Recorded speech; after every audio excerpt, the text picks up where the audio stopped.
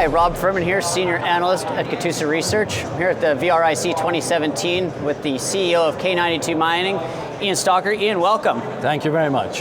So it's been an exciting show. There's a lot of buzz going on. Everybody's pretty happy we've managed to get out of this terrible market. And K92 has put themselves in a pretty interesting spot to take advantage of this, hopefully, next big upcycle. No, we have. I think we have as well. And I'm delighted to have this opportunity of telling you and your various clients just the opportunity in some detail. So I want to talk about the history of the project, because this didn't just sort of come out of thin air. I want to talk a little bit about the history of who you bought it from and the steps you've taken to move forward and where you're at now. No, I think it's important we started that. The previous owner was Barrick, a well-known name in Canada. In fact, the best name in the gold mining market. They are the world's #1. And enough promotion for Barrick. But having said that, they had a mine in Papua New Guinea. They had two. One was Irwin, K92, and the other one was Porgera. And they decided corporately that they wanted to divest off their mines in that region. And we had the opportunity in 2015 of picking this particular asset up. And I think, just to give you a little bit of background on that, when Barrick bought the mine to begin with in 2007/8, the reason they bought it is because the opportunity wasn't just about the small mine that exists today, but the bigger opportunity, because Papua New Guinea is a land of large mines. And so believe me, K92 will also become a large mine going forward. It's an interesting country to work in too, I've heard. It is. Although, jurisdictionally, is it difficult working with the officials? Look, it's a pleasure. You can tell, as looking at me, just how many years I've put into the industry, but it's over 40 years. And the Mining Regulatory Authority, MRA, in Papua New Guinea, I have to tell you, is the most efficient bunch of guys I've worked with. They promote the mining industry. They understand that the mining industry is positive, there to help the country develop. And they see that, therefore, as their role to ensure that the regulations are managed in a way that assists the mining company rather than a barrier and a detriment. So that's been fantastic. And then, interestingly, from a country point of view, at the end of last year was the Women's Under-20 World Cup soccer tournament that was beamed live to over 180 million viewers. So the fact that a country like Papua New Guinea can have a ladies under-20 World Cup tells you that security and infrastructure is a lot better than most countries worldwide in the third world environment. Right. So let's talk a little bit about the management team and your technical side, that you've done a lot with this mine now and what you plan to do forward with it. Look, we've got a great team. We've got a great team at board level and on the ground in Papua New Guinea. At board level, we've got Tuki Angus, who's our chairman, Brian Sosarchuk's the president. Both of them got names that are well known within the Canadian environment and internationally, and they get us out there to make sure that the company's image and the company's story is well understood.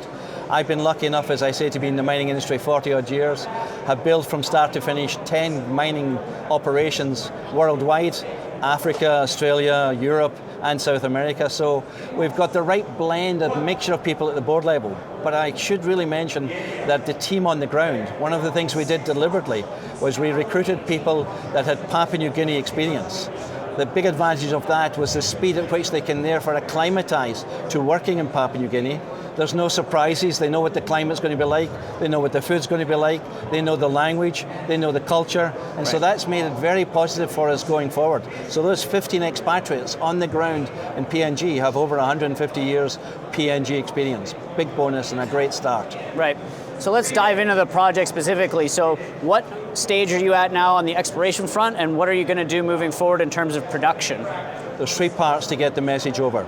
First one, we're in production. Right. We will declare commercial production officially achieved next month, the end of February. And then by the end of the quarter, which is March, basically we're in steady state operations. Right. At steady state operations, we're producing roughly 55,000 ounces a year, and we're cash flow positive.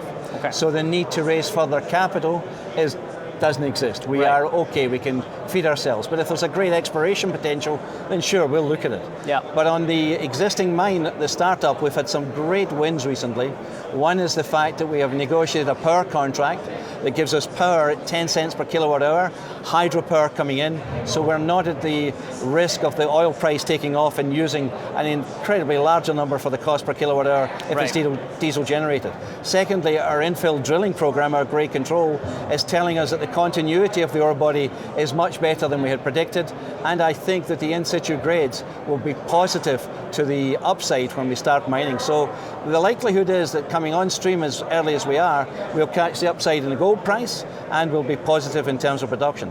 But secondly, to continue on your question, the second part of Papua New Guinea and K92 in particular is the Kora story.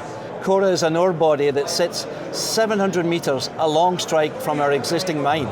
We will do our first blast to head in that direction this month of January. So we will be underneath Kora by October this year, and we'll be mining Kora by March next year. Now the nice thing about that is that the ore body is bigger, it's wider, and so productivities are higher, costs are lower, and we'll be producing next year, not at the 50,000 ounces we're doing now from Iruma Fimpa, but we're producing 110,000 ounces. Right. And then the third leg of the story, which you asked about, which was exploration, between Iruma Fimpa and Kora is a significant amount of area that has been untested. And untested because all the previous work was done from the surface. A pretty rough and tough terrain and costly in terms of getting helicopters to bring in the equipment. Right. We're drilling from underground. We don't need permission, if you like, from local tribes in order to access, etc. We don't need cost to get the helicopter up there.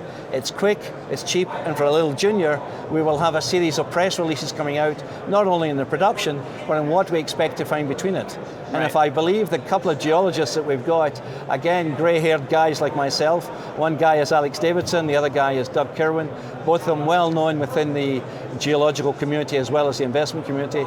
Potentially, between Kora at 2 million ounces today, there's a likelihood that we could grow 4 times that to 8 million ounces. Wow. So huge upside in this project, as well as the cash flow positive from Mars. So great little story with, as you say, all the right sort of bells and whistles that tick the boxes for good investment. What do you think your costs are going to be on a per ounce basis sort of for next year? Obviously this one's going to be a little higher, but it should trickle down. What's your sort of average all-in cost? You're bang on. You understand it. In the first few months on ramp up, of course the costs are a little bit heavy. But when we're in steady state, the last 8 months of this year, we will be below $600 an ounce cash, and all-in sustaining about $620. Okay. At Kora, when we get over there, we'll be about $570, $560 cash, and about $590 all-in sustaining. So extremely competitive costs. Right. Partly because that power's at 10 cents per kilowatt hour. Yeah, that's a good value add for you guys. Not everybody has that. Yeah. Interesting. Lots of exciting stuff coming up. I'm excited to keep watching the story, and good luck in 2017. Well, thanks very much for this opportunity. Thanks, Ian. Thank you.